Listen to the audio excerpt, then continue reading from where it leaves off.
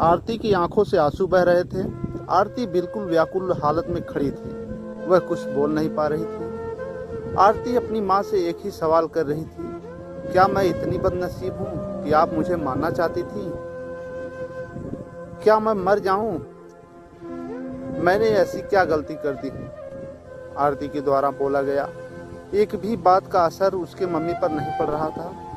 आरती की मम्मी काम कर रही थी और गुस्से में आरती के ऊपर एको न एक बातों का प्रहार करे जा रही थी। आरती निठुर भाव से अपनी मम्मी की ओर देख रही थी और उसके बातों को सुन रही थी।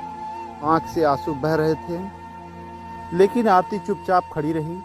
आरती एक ही सवाल कर रही थी, माँ क्या मैं सच में इतनी बदनसीब हूँ कि आप मुझे मारना चाहते हो?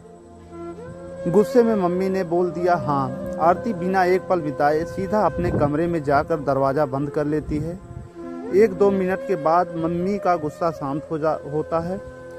तब आरती की मम्मी को अपनी गलती का एहसास होता है। उसकी मम्मी आरती के रूम की तरफ गई और दरवाज़ा खोलने के लिए बोली, लेकिन आरती ने अपने रूम को अंदर से बंद कर लिया था।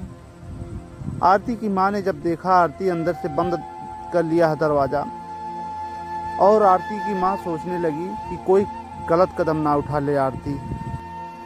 इसलिए आरती की मम्मी ने उसके पापा के पास तुरंत कॉल करके बुला लिया।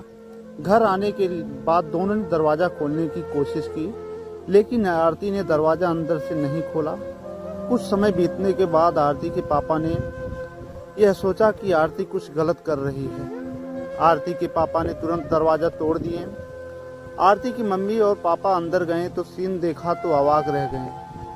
आरती दुपट्टे से फंदा बनाकर पंखे से लटक रही थी। अभी ज़्यादा वक्त नहीं हुआ था, वह सिर्फ बेहोश हुई थी। माँ और पापा तुरंत उसे उठाकर पंखा से अलग किया, फिर गले से दुपट्टा निकाला और बेड पर आरती को लेटा दिया। स्थिति को देखते हुए उन्होंने तुरंत डॉक्टर को कॉल लगाए। माँ की नज़र अपनी लाडली बेटी के हाथों में गए। हाथ में एक चिट्ठी रहता है और टेबल पर पड़ी 5 लाख का चेक मिलता है, जिसमें 5 स्टार होटल में शेफ की नौकरी करने के लिए कंफर्मेशन लेटर था। उसी कंफर्मेशन लेटर और चिट्ठी को लेने के लिए आरती बाहर गई हुई थी। कुछ समय के बाद डॉक्टर आते हैं और आरती का इलाज करते हैं। डॉक्टर आरती का चेकअप करने के बाद बोलते हैं कि शुक्र है कि लड़की बच गई, और कुछ सेकंड की देरी होती तो आज लड़की हम सभी के बीच नहीं रहती। आरती बेड पर बेहोश अवस्था में पड़ी थी। डॉक्टर ने बोला आरती धीरे धीरे कुछ घंटों में ठीक हो जाएगी। मैं दवा लिख देता हूँ, जिसे आप मेडिकल स्टोर से मंगा लीजिए।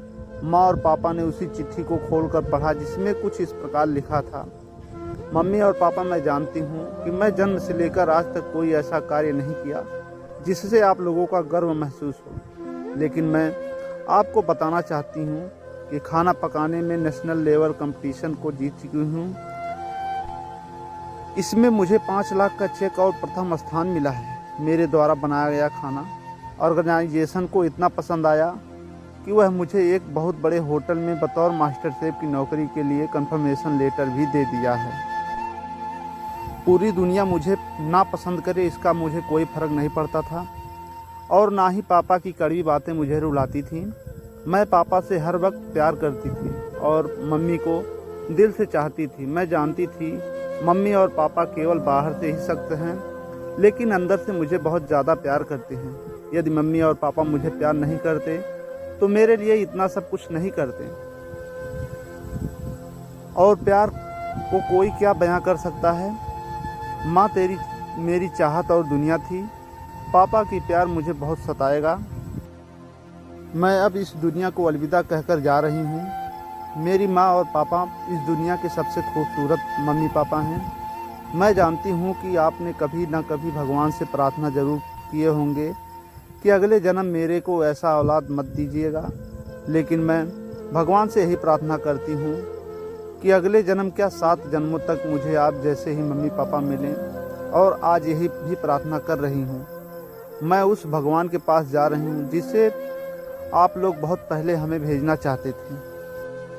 चिट्ठी में बहुत सारे इमोशनल बातें लिखी हुई थी, जिसे पढ़कर आरती के मम्मी पापा को बहुत ही दुख हुआ। आरती की मम्मी और पापा को बहुत ही पछतावा हुआ और उनकी आंखों से आंसू बह रहे थे। आंसू रुकने का नाम ही नहीं ले रहे थे। आरती बेड पर पड़ी हुई थी। उसकी माँ उसके सिर पर हाथ फेर कर रो रही थी। पिता को बर्दाश्त नहीं हो रहा था, वह भी आरती के लिए जोर जोर से चिल्लाकर रोने लगे।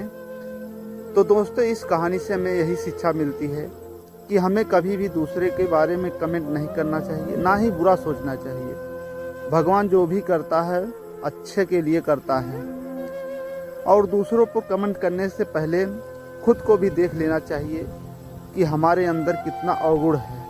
तो धन्यवाद दोस्तों। कहानी अच्छी लगे तो लाइक कमेंट ज़रूर करना, और हाँ, अपने